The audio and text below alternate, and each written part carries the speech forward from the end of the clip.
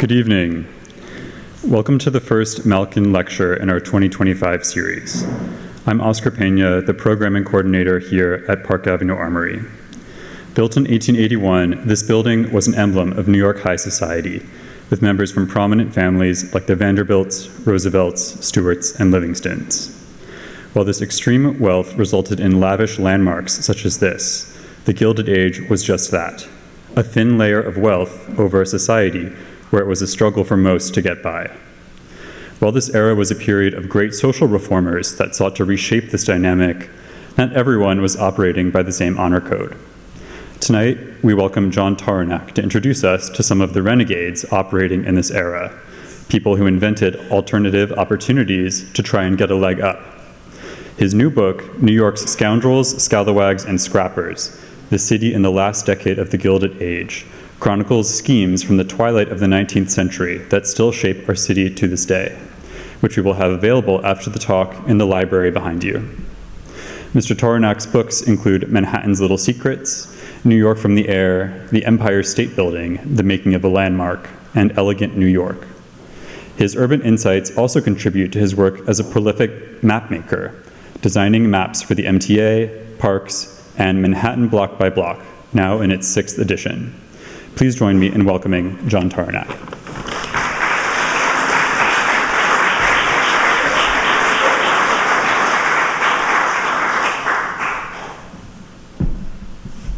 Thank you, Oscar. I don't know if you hear it, but my voice is not the boy soprano I once was, so I hope that I can make it through the evening. With that said, I'm honored to be in this fabulous room. I've only read about it. I've never seen it in the wood, as it were. I'm also honored to be here because, as Oscar said, I wrote a book on the Empire State Building, and Peter Malkin couldn't have been more helpful. In fact, in the acknowledgments, I thank him, saying that he told me tales out of school. Maybe I shouldn't reveal that, but there we are. So, here we are. And this is the cover of Scoundrels, and the art direction encapsulates the book. This was the Gilded Age, and the photo shows the literal city. You see 3 gilded domes on the horizon, for instance, and the yellowed, scruffy title area provides a hint of the other side of all the G-I-L-T gilt, the G-U-I-L-T gilt, if you will.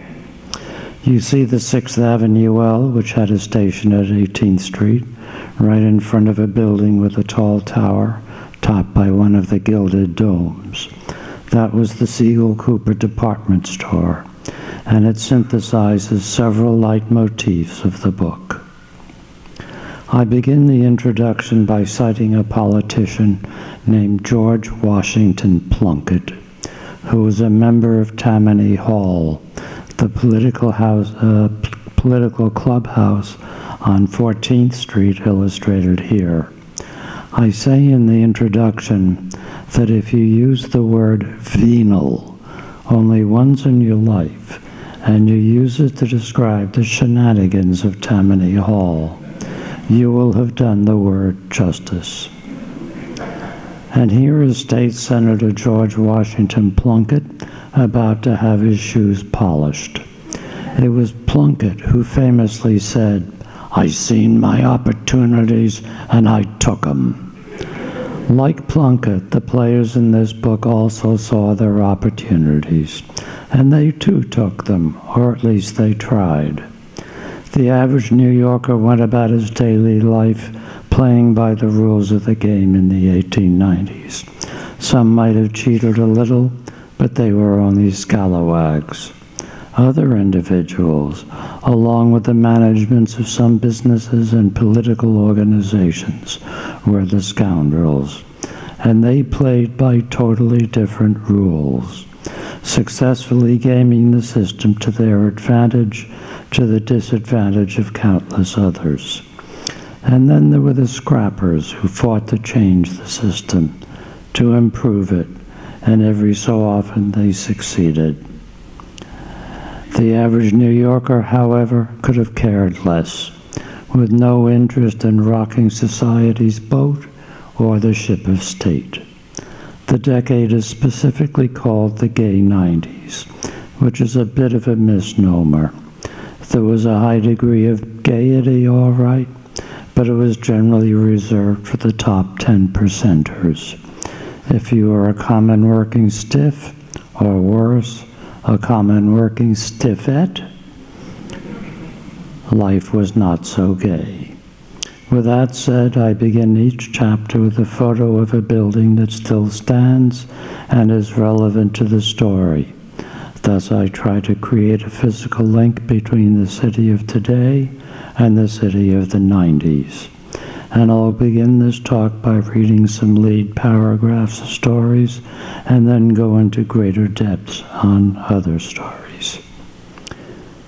Here's a chapter named A Diva's Retreat, and it's the home of the former home of Lillian Russell.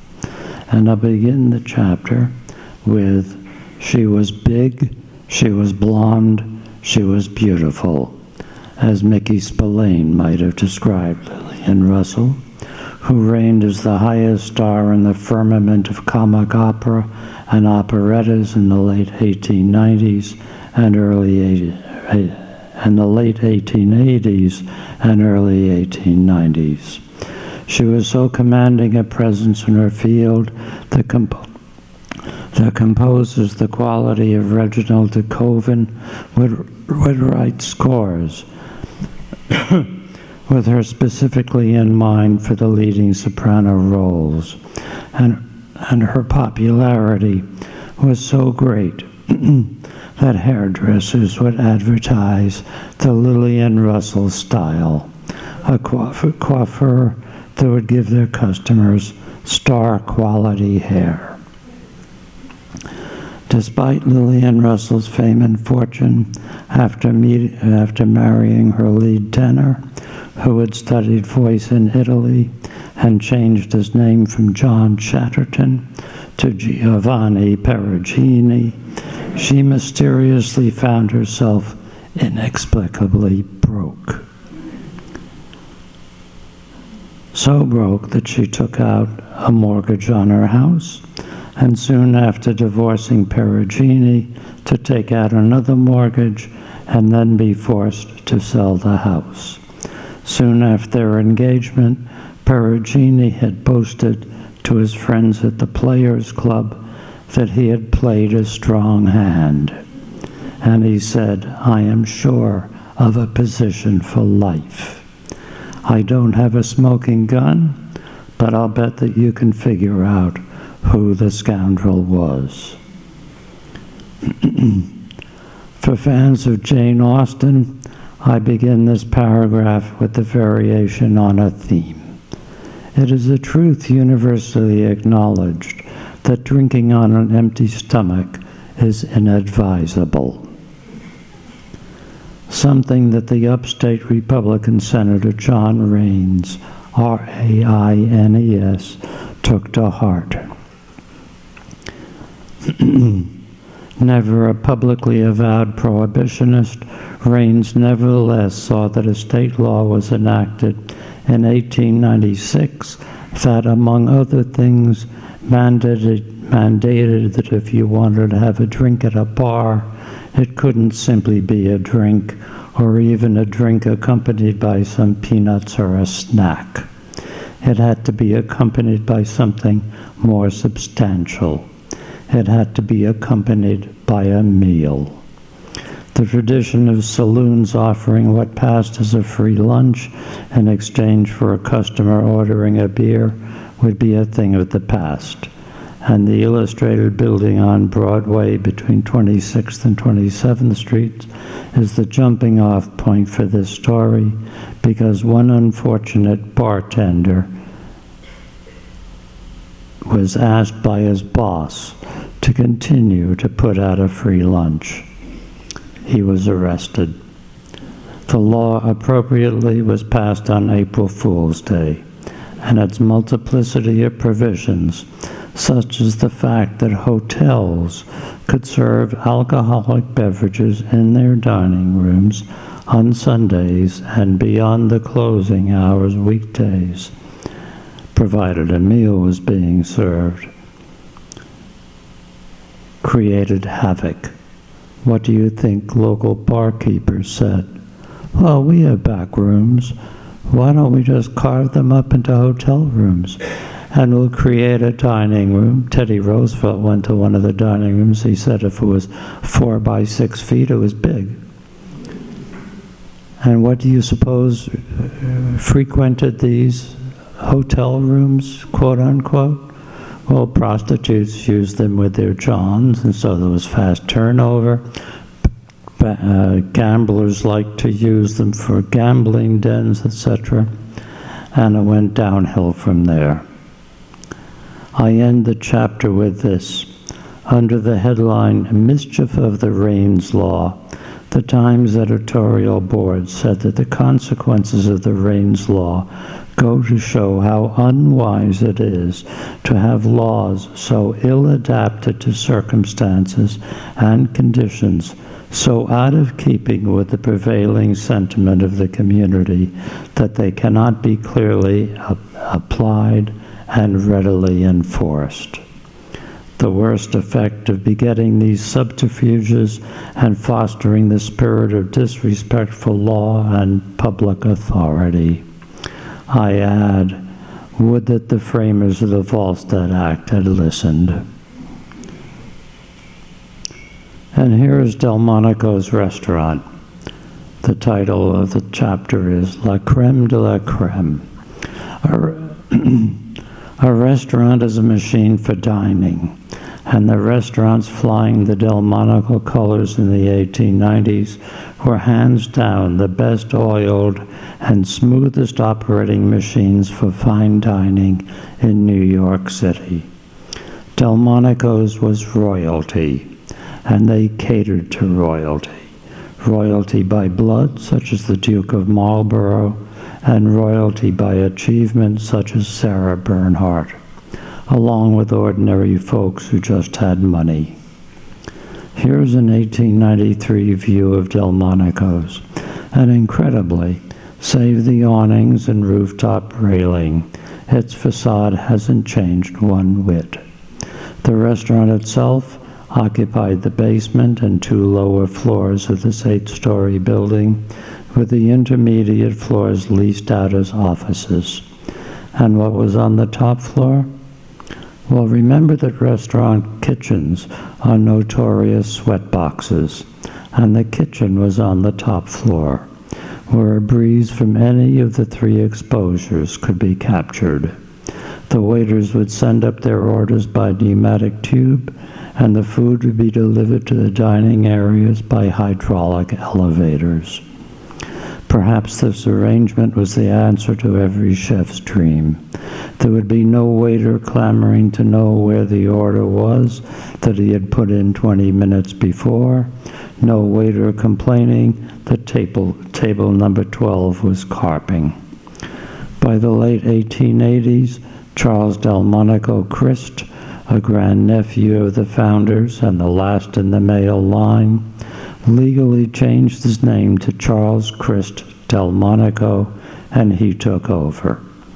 Charles Delmonico oversaw all the branches, and despite his formal demeanor in this photo, Charles was called Charlie by everybody who was anybody.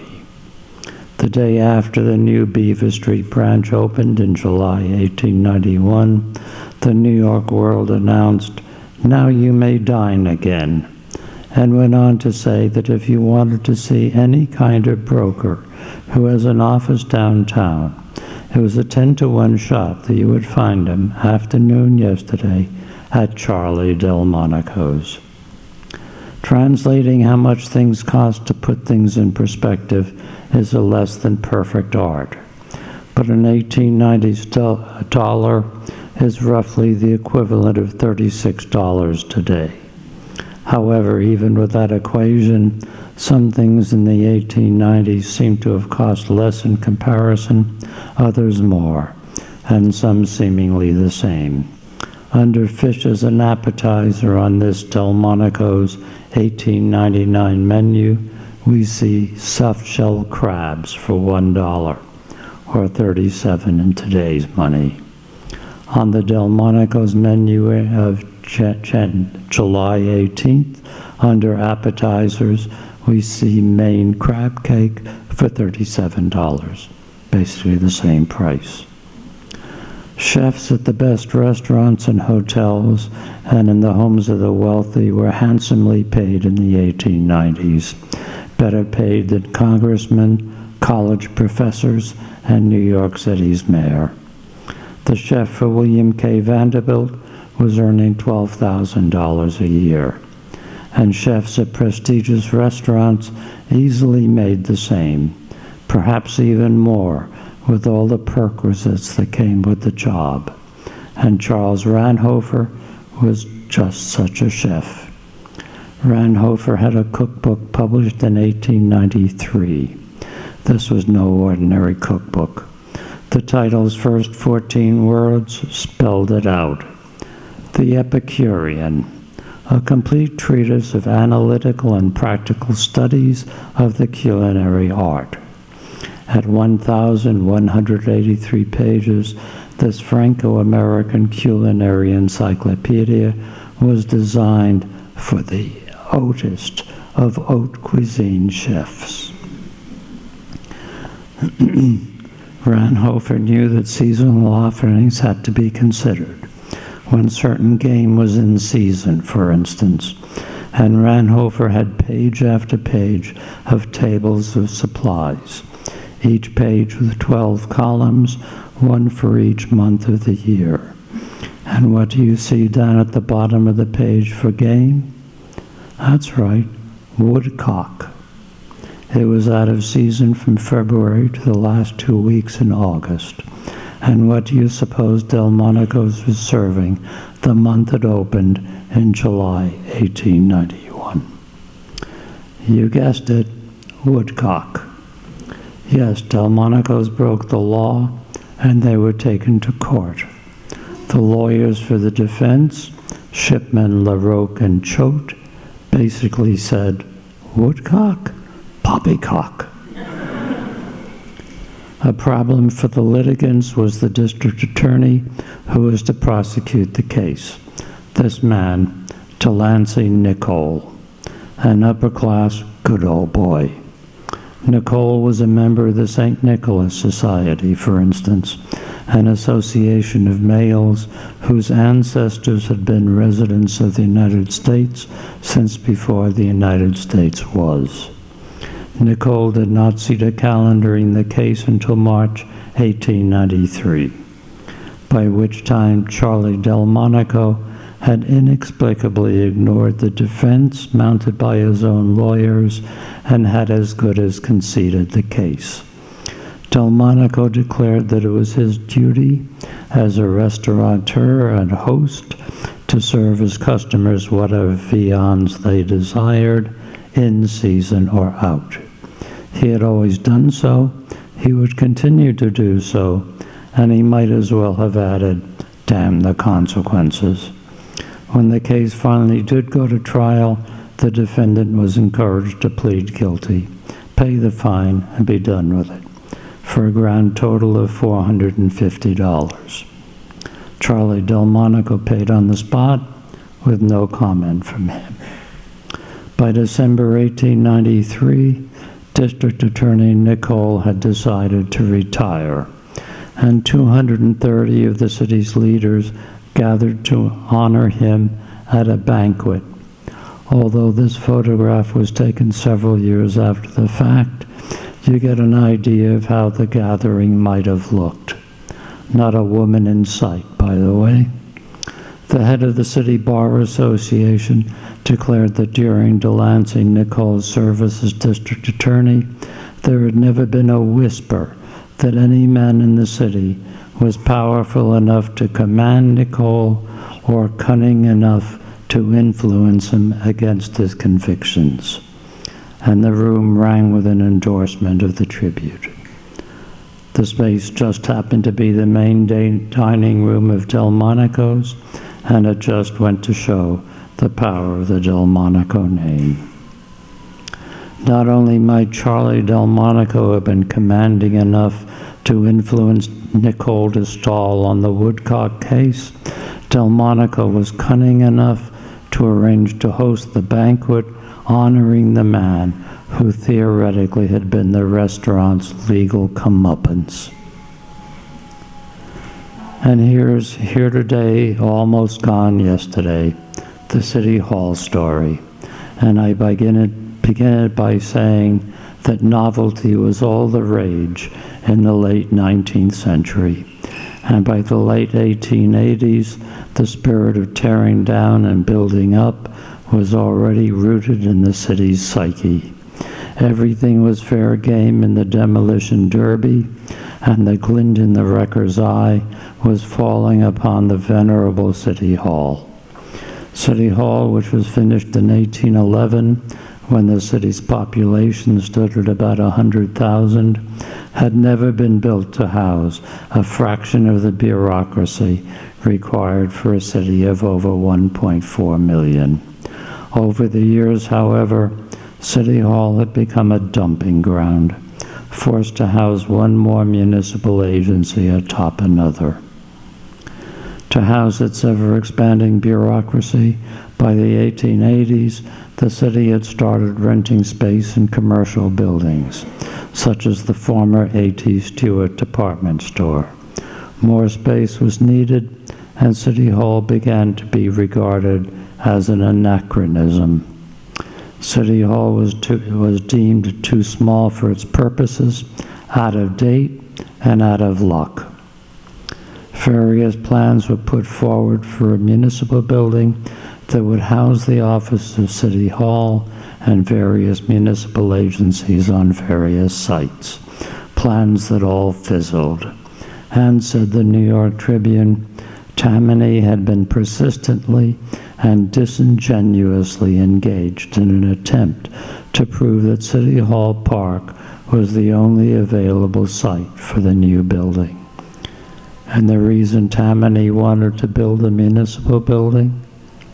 Boodle. Do you know the Tweed Ring Courthouse on Chambers Street? It should have cost $800,000. It wound up costing $12 million, with the difference going into the pockets of Tammany Hall. City Hall, to use the politician's term, would be quote-unquote removed, and a new municipal building would be constructed on the site, with the work to begin by May 1st, 1893. An architectural competition was held that attracted countless overblown variations on the theme of Paris's Hotel de Ville, along with neo-Egyptian revival designs and neoclassical palaces topped by neo-Baroque domes. Plan after elaborate plan seemed larger than the one before, with more and more of the park gobbled up. City Hall Park was already crowded enough, and this image shows the old Hall of Records in the foreground, with City Hall beyond, and the post office off to your left. What it doesn't show is the courthouse north of City Hall on Chambers Street, the infamous Tweed Ring Courthouse. This man, Andrew Haswell Green, was a scrapper. Green, who had led the Central Park Commission and was a longtime advocate of more parkland for the city, not less. Any of the proposed new structures would leave scarcely a square rod of green in the park, said Green.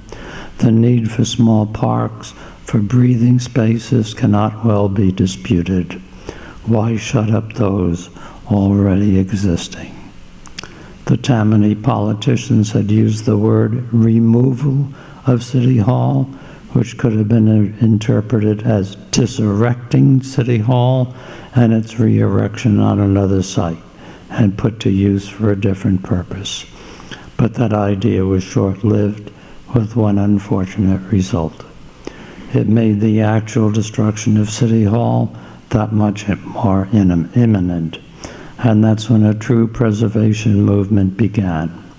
A small but vocal group of proto-preservationists all agreed that a municipal building was needed to house the bureaucracy, but not at the expense of sacrificing City Hall.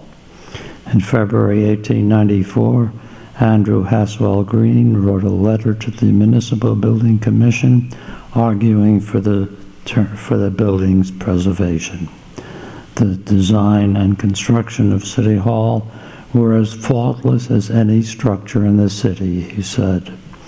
While its historical and biographical relations, i.e. its civic memory, which included the lying in state of Abraham Lincoln, involve events of paramount interest and personages of dignity and estimation. Green believed that City Hall stood unsurpassed by any structure of its kind in the country, words that were picked up by the press. The Tribune interviewed 9 former mayors in March 1894, and 7 strongly endorsed the idea that City Hall should be preserved on its original site and perform its original function. Its historical associations and the high quality of its design demanded nothing less, they said.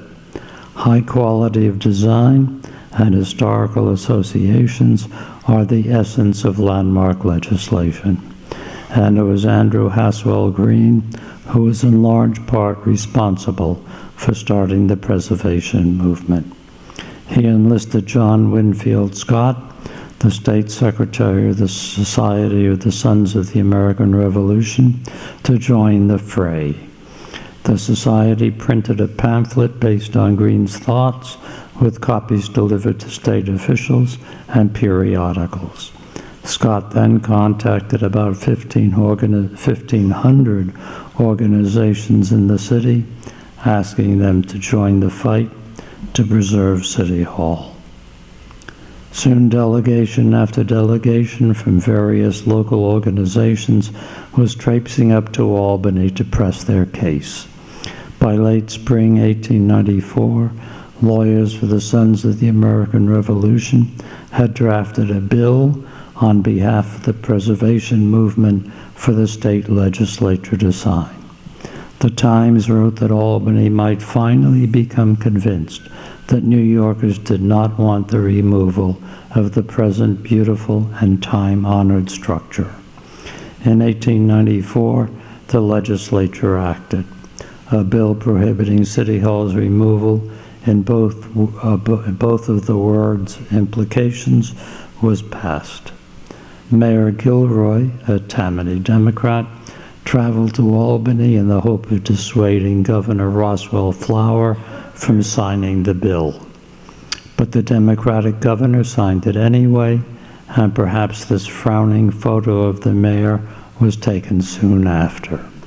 In terms of landmark preservation, it was a first in New York City, a fact that generally goes unheralded.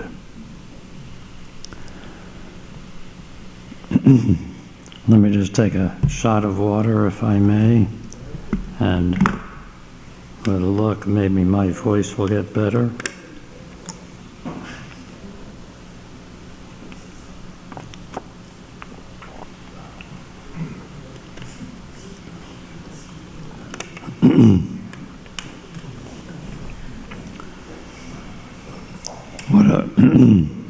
This building is Grace Church, and the story is entitled To Have and to Bank On. The 1880s witnessed one American heiress after another being auctioned off to titled but impecunious bidders, although impecunious is a somewhat relative term. In 1893, William, the 4th Earl of Craven, married Cornelia Martin. and it's hard to believe that the Earl could really have been broke. Craven's annual income was reportedly about $400,000, but he found it difficult to maintain his lifestyle on it. Paying staff to maintain Coombe Abbey, his 500-acre country estate in Warwickshire, plus a townhouse on London's Berkeley Square, all while leading the good life, took money, and who knew how much he might get with an American bride. Mr. and Mrs. Bradley Martin had some. By the 1880s, Bradley Martin was a successful lawyer and businessman and a club member. The Union, the Metropolitan, the Knickerbocker, you name it. His wife, Nellie Martin, was beginning to be described as a society matron, and she had the real money. In 1881, upon the death of her father, Isaac H. Sherman, who had turned down President Lincoln's offer of being the Secretary of the Treasury, she had inherited between $6 and $8 million. Since the mid-1880s, the Martins had been spending maybe only 4 months out of 12 in the city, with the balance abroad. Capital cities had their allure. They owned a townhouse in London, but they lingered the longest on Loch Ness in Scotland at Balmacan, a 65,000-acre hunting preserve that they rented. No, I'm a city kid. I don't know how big an acre really is. But to put things into perspective, 65,000 acres is about 4.5 times the size of Manhattan Island. That's some hunting preserve.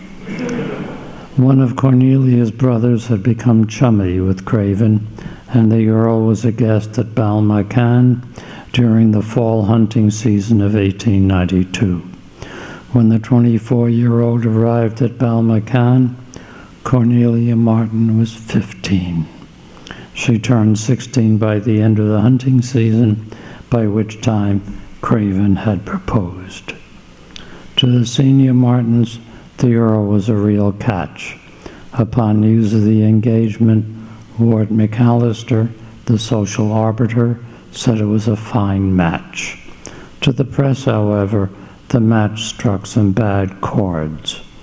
By the time the Earl was 18, he was already a prominent figure in society and a favorite topic for the press. The mere fact that the Earl was not gadding about, but simply staying quietly at home, would be enough to earn mention in the society columns. Here is Cornelia in about 1900, when she would have been in her mid-20s. Cornelia Martin at 16 was such an innocent that she had only started dining with the adults at the dinner table that summer. Complicating the social angle, she had not been presented to society. Few members of the American upper crust knew her, and even fewer of England's. The whole affair was so strange that when the Times received the cable reporting the engagement, the newspaper believed that it was a mistake, owing to Miss Martin's youth and the ideas that have generally prevailed in society regarding the Earl of Craven's manner of life and associations. The ceremony at Grace, which for my money is the finest Gothic Revival church in town, was scheduled to be held on April 18th, 1893. However, the 7 immediate members of the Martin party, which included the prospective groom and his brother, plus 10 servants, did not return from Scotland until March 29th, with the wedding scheduled to take place barely 3 weeks off. This photo was taken a little later, but it shows the scene at the Cunard docks. The baggage the Martins arrived with consisted of 128 items, with trunks filled with the finest of clothes, among them a Worth gown of white satin with lace trim for the bride, and a Worth gown of light gray silk for the mother of the bride. Knowing that Cornelia Martin was soon to be married, the customs officials expected to collect duty on her trousseau. To their surprise, Mr. Martin declared that there was only one object that could be subject of duty, and it was a portrait of his son by an unnamed artist. He valued it at 10,000 francs. A portrait of Cornelia by Carolus Duran already hung on the Martins' walls. If the new painting had cost anywhere near what Duran might have charged, Martin was lowballing the figure. An inspector asked about Miss Martin's trousseau, to be told that it was in the castle in Scotland. When asked about her wedding dress and whether she had at least brought it, Mr. Martin acknowledged that she had, but he then added that his daughter had worn it. The standard for paying duty on garments was whether they were new and unworn. If they had been worn, there was no duty, and Mr. Martin elaborated. He said that his daughter had worn the gown to several receptions, and the inspector felt obliged to accept Mr. Martin's statements. He had, after all, signed an affidavit and was under oath, and the assumption was that he would not lie. Gossip started flying about whether Cornelia Martin would wed the Earl in a gown that in the eye of society had been soiled and was hardly virginal, or, heaven forbid, whether she would be obliged to have a wedding gown made for her in her native land. The authorities had not been exactly satisfied with Bradley Martin's explanation to begin with, and all the resulting gossip set the customs officials to reconsidering the situation. The consequent investigation went nowhere, and somehow the Martins managed to walk away without paying a dime to the government. Grace had 206 pews, and at some stage in the game, the Martins had come to own one of them. Pews at Grace did not come cheap. Pew number 121 on the middle aisle, for instance, had sold in 1886 for $200, with an annual ground rent of $90. This is a contemporary view with an enlarged chancel, but the sense is the same. For the Martins to have owned a pew, or even to have been regular churchgoers, is a source of wonder, since before the wedding could take place, an oversight had to be remedied. Cornelia Martin had never been confirmed in the Episcopal Church, and the Vestigial Church of England in America thought it only appropriate that she be so. Only a few days before the nuptials, and seemingly with only the briefest of catechism, Cornelia Martin was formally received into the church by the Reverend Dr. William Reed Huntington, the rector, and assisted by no less than Bishop Henry Potter, Grace's former rector. The novitiate was hardly attired in the traditional white for her confirmation. She wore an afternoon driving dress of black cloth and a black hat trimmed with black plumes. The same team that confirmed the bride would officiate. The florist selected to decorate the church was Charles Thorley, the florist for the 400. And here's his shop on the northwest corner of 5th Avenue and 46th Street. Thorley's forte was arranging floral motifs on a large scale, horticulture as interior decoration, and he outdid himself for this wedding. Come the wedding day, and the view up the central aisle was a floral extravaganza, a path bordered by white Scotch heather and lilies of the valley, with the altar trimmed with roses and lilies set against banks of daisies and 40-foot-high palms. At 1 o'clock, the organist struck up the wedding march from Lohengrin, and the bride walked up the aisle, escorted by her father. She did indeed wear the famously soiled gown, which had been dressed up for the occasion by a few orange blossoms. Within about 13 minutes of Cornelia Martin's arrival at the altar, the 16-year-old had become the Countess of Craven. Said Town Topics, the gossipy magazine of society, the tip-tilted nosed countess appeared to be the most unhappy bride extant. It was just before Cornelia Martin's wedding that Mr. and Mrs. Bradley Martin stopped being known simply as Mr. and Mrs. Bradley Martin or the Martins. Those mundane descriptions were not highfalutin enough. The family name would have more panache by merging Mr. Martin's given name with the family name and separated by a hyphen. The family would henceforth be known as the Bradley Martins. It meant, of course, that Mr. Bradley Martin had become Mr. Bradley Martin, but that seemed to faze no one. The new Bradley Martin name was already found in print just before the wedding. And by 1897, when the Bradley Martins hosted a fancy dress ball in the Waldorf's ballroom, the hyphenated name was firmly in the family's firmament. The servants and musicians at the ball were all costumed in the court dress of 17th and 18th century France.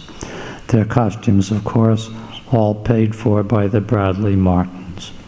And the guests were to appear in the attire of Louis XIV and XV. Begowned Fifth Avenue dowagers impersonated 30-year-old Marie Antoinette, and late 19th century men dressed up as 17th or 18th century French fops. The costumes that were custom-made for the occasion did not come cheap. Frederick Townsend Martin, a brother of the host, reputedly paid $500 for a Louis XV court costume. Miss Helen Bryce, a daughter of former Senator Calvin Bryce, was a Marie Antoinette. Her costume had been made in France and was said to have cost $2,000. The skinny on how much the ball cost the Bradley Martins varied wildly, but some of the expenses included $6,700 for some of the attendants' costumes, $12,000 for the supper, $6,000 for the buffet, $1,000 for the ballroom, $500 for the small ballroom, and $20,000 for cotillion favors, which were vaguely described as pretty articles in silver. The nation was suffering a financial depression in 1897, and Napoleon was said to have urged his nobles to spend lavishly to circulate the money among the poor during lean economic times. And the Bradley Martins might have liked to think that they were being Napoleonic. The rationale that was concocted to defend all this conspicuous consumption was that the money spent would be money put back into circulation. Hence, the suffering of the suffering would be alleviated. The trickle-down theory of economics would benefit the likes of fancy shoemakers and florists, tailors and dressmakers for sure. And some of that money would find its way into the pockets of the wage earners. A problem with the theory is that there were about 100,000 idle men in the city, and since the trickle-down theory only applied to those who had jobs, none of the unemployed would benefit from the ball.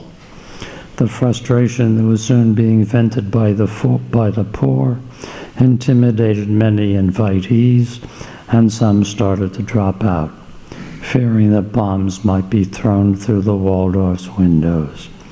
All the negative publicity had made the ball of much wider interest than it otherwise would have been, and the Times pointed out the correspondence of London newspapers had been requested to cable full and long stories of the event. The Bradley Martins theory of spreading it around did result in making the financial playing field a little more level, but hardly as they had anticipated. As a result of all the publicity, the Bradley Martins double-wide house at 22 West 20th Street, where they would host midweek dinners, would be reappraised by the city's tax roll. Having clearly gypped the Customs Department of Revenue, another government agency, the New York City Department of Taxation, would get it back and then some. The Bradley Martins house would be reappraised for the city's tax roll. The Bradley Martins consequently decided to turn their backs on it all. Not only was the local municipality vindictive, but the local social set in New York did not hold a candle to the social scene in Europe. They were decamping for England, where, as the parents of the Countess Craven, they might get some respect. Throughout all this, the Bradley Martins had maintained their pew at Grace Church, at least until Mrs. Bradley Martin's death in 1921. The value of the pew was assessed at $1,500, and presumably they were still paying the ground rent. And the happy couple? An allowance of $75,000 a year had been settled upon the Countess on the marriage day, but not even that seemed enough. The Earl's extensive properties were still heavily encumbered, and a male heir born in 1897 eased the Earl's financial burden. The newly minted grandparents wiped out the mortgages. They didn't want their grandson growing up impoverished. Despite the improvements to Coombe Abbey, the Countess never became accustomed to the infamous chill in the great house. The only time I take my furs off is when I go to bed, she had complained to her mother. She sold off the estate the first decent moment she could. Soon after, the Earl had drowned in 1921 in a yachting accident.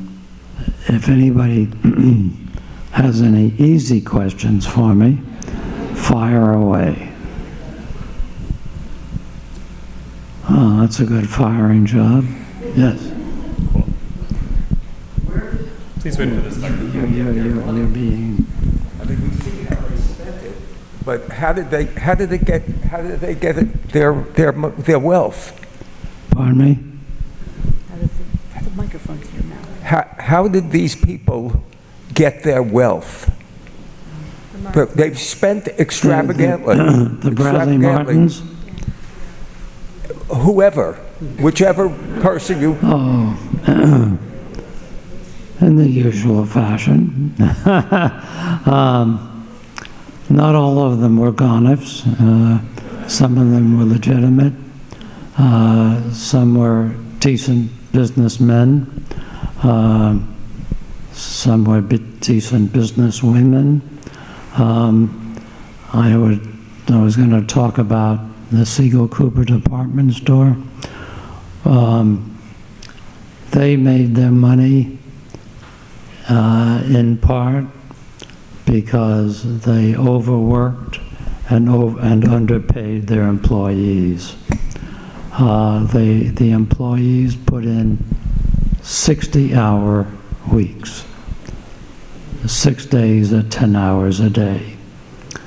The pay was unevenly divided between genders. The shopmen might have gotten, I don't know, $15 a week. The shop girls were lucky to get $5. And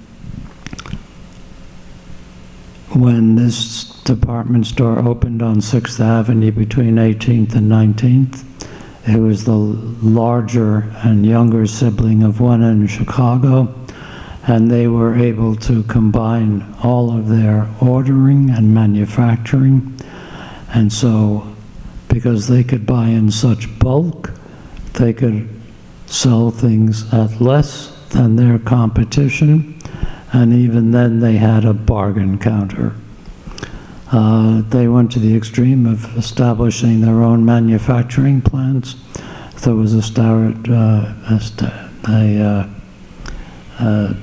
Siegel Cooper men's underwear manufacturing plant in Soho, today's Soho, and there was no middleman, hardly any shipping charge. You know, all they had to do was send it up to 6th Avenue and 18th Street.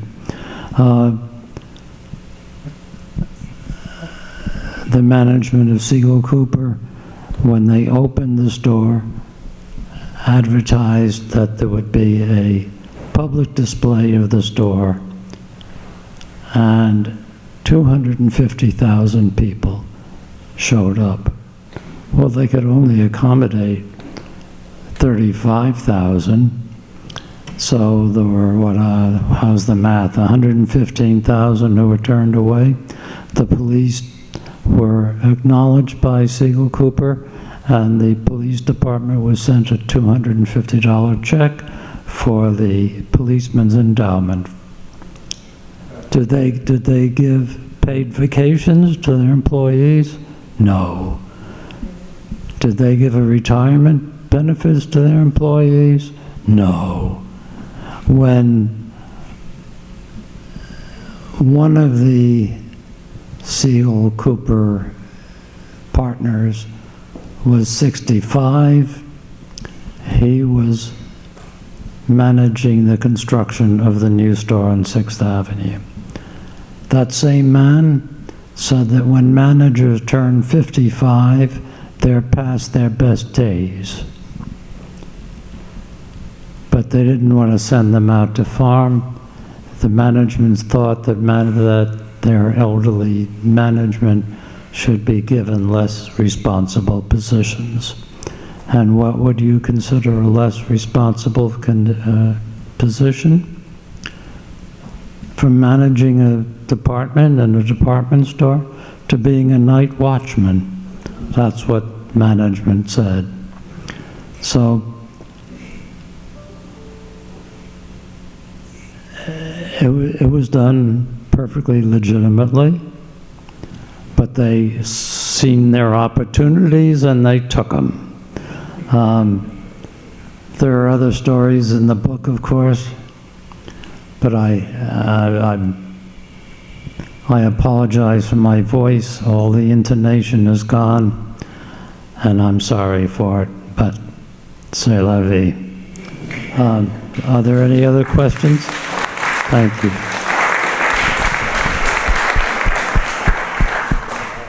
If there are other questions, I'll be happy to try. Yes.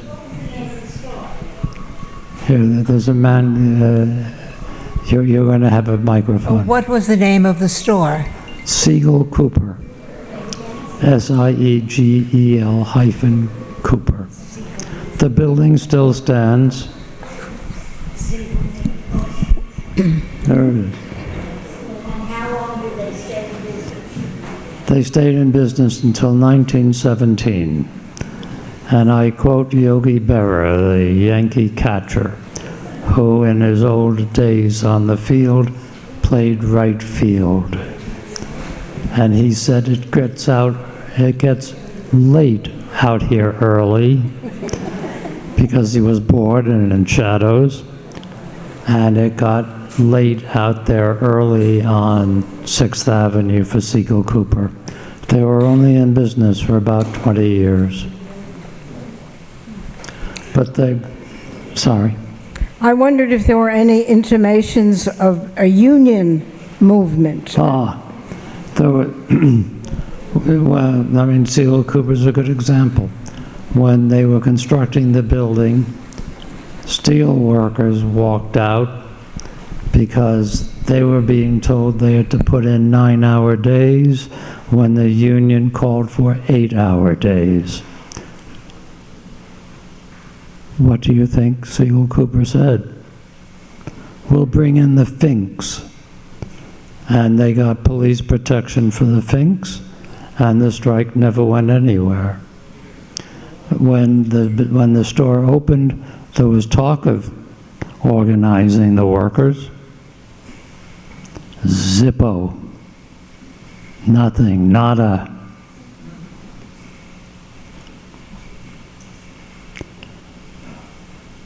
Any more? I'll give my voice a rest. Thank you for your attention.